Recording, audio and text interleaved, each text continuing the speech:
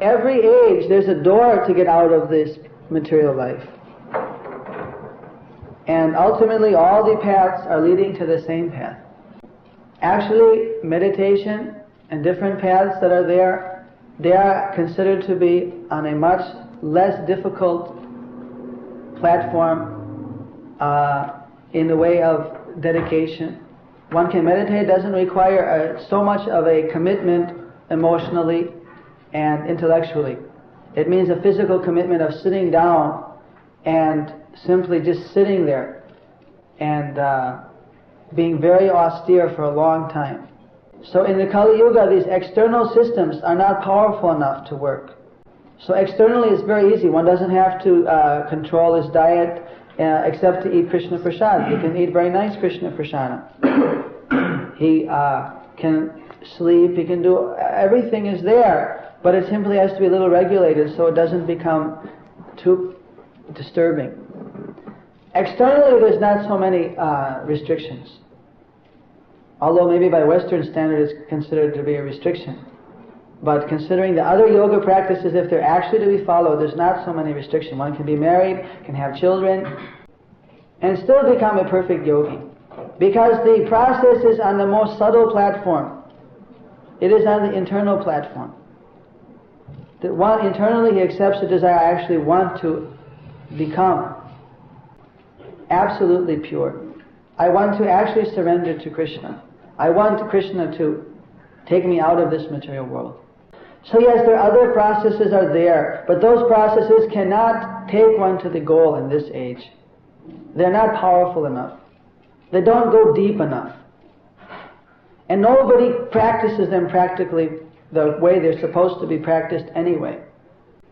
And even if they try, we don't see, on 99.9% they don't practice very properly. Especially, there's no way you can practice it in America in the middle of a city.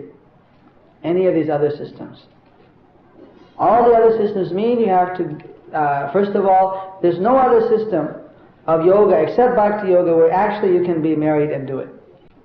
If you see all the people who have become liberated by that process, they were all sannyasis who completely gave up all connection with family life, who gave up all connection with social life. Yet their so-called followers are trying to popularize it amongst the Western people that you can do anything and still become a perfect yogi by doing Hatha Yoga. It's not a fact. It doesn't go deep enough. But Bhakti Yoga means that because you're developing internally a higher taste, that superficially you can simply regulate things and that's enough. Because you're getting a higher taste. Their premise is that there's not the higher taste until you're completely pure, so you have to stop all external. And anything short of that is simply a compromise on their part. They're simply cheating. They get cheap followers. So the answer is yes, there's other processes, but those mentalities actually people don't possess. The mentality people do possess in this age is suitable for Bhakti Yoga.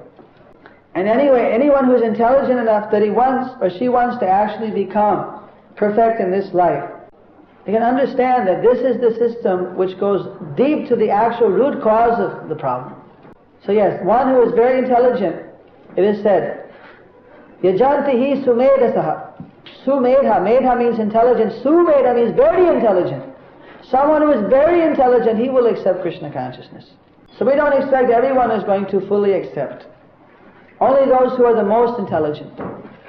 Those who want to be successful and actually get the goal of yoga, not just practice it just for the sake of doing something, like a hobby. Don't you want to get the ultimate goal? So then you should see what will take you to the goal. What will work in this age? What will cause a change of heart? What will give the higher taste that we desire? We want that you should taste nectar. Do you want to taste nectar? You know the meaning of nectar? Nectar means that which is transcendental and gives eternal life. That is nectar. So by chanting Hare Krishna, one tastes nectar.